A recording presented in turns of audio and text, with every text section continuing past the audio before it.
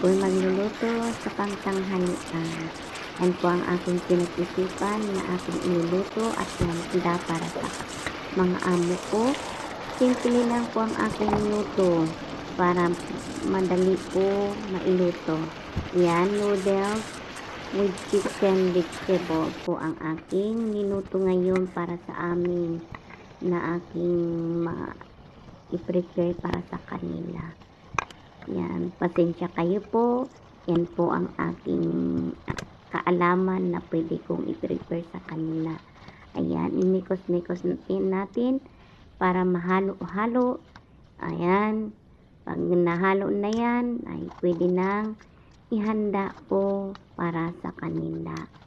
Salamat po sa mga taga-viewers ko. Thank you for watching and see you on my next vlog.